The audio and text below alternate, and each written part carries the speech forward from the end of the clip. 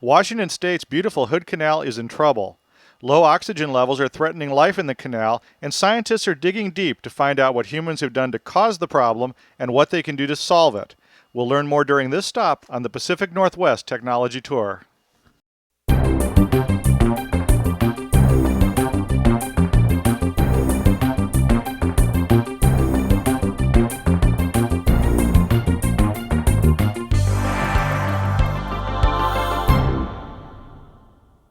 Hood Canal is a beautiful body of water, but under the surface lies a serious problem, according to Eric Crecelius of the Battelle Marine Sciences Laboratory in Sequim, Washington.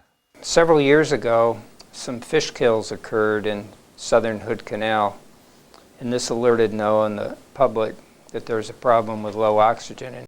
And recently, this low oxygen in these fish kills prompted state fisheries to close commercial fishing and sport fishing in a fair amount of Hood Canal, and that was the first time in history that they had a closure caused by low oxygen.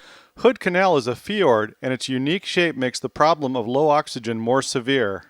The circulation of Hood Canal is relatively sluggish, and the oxygen in the bottom water is typically low due to high productivity of plankton in the surface water, microscopic plants. And as these phytoplankton, as it's called, settles into the deeper water, it decomposes or is eaten by the animals, and it consumes the oxygen in the deeper water. So if the growth rate of the plankton is above average, then you get even lower oxygen levels. And the concern is that man's activities might be contributing additional nutrients or other organic matter to the water, and this would increase this problem of low oxygen, and then there would continue to be episodes of fish kills and decreased fisheries available. Battelle researcher Jill Brandenberger says the answer may lay in drilling deep into the canal floor to extract cores for analysis. We went out on the Barnes, which is a University of Washington research vessel, collected 4 cores in the main basin of Puget Sound, which extend from Seattle to Tacoma. And then we also collected 5 cores in the longer deep axis of the Hood Canal, which extends south of Bangor to about the Great Bend area. These cores are 3-meter or 10 feet long sediment cores, which are taken using a cast-in core. The cast-in core has about a 1,500-pound weight that essentially gravity cores the sediments, and then we bring the core onto deck and slice it up into intervals of 2 centimeters from top to bottom, and then we analyze each of the segments for different markers. These cores can be analyzed for certain metals that react to oxygen. By calculating the time when metals were deposited, researchers hope to find out how much of the problem is natural and how much has been caused by human activity. In our case, we look at different what we call environmental markers.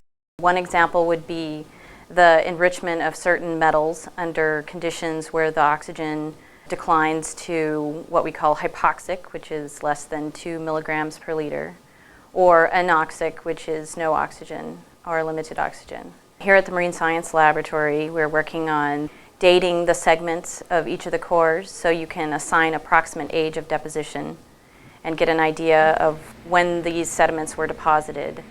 And we're also looking at the response of different metals to changes in oxygen conditions and how they're recorded in the sediment. Eric Crecelius says the results of the research can be used to help policymakers decide what changes will bring the biggest bang for the buck. The purpose of our study is to generate some historical data to understand what's been the natural variability in the oxygen level in Hood Canal. And there are other programs going on right now that are funded by both state and federal agencies to understand contaminants entering Hood Canal.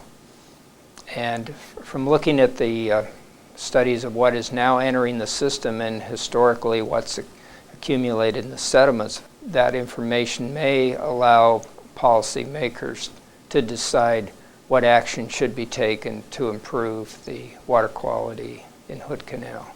For more information on the Hood Canal project, along with other stops on the Pacific Northwest Technology Tour, visit us on the web at tvw.org. Pacific Northwest Technology Tour is produced with support from Pacific Northwest National Laboratory, on the web at pnl.gov.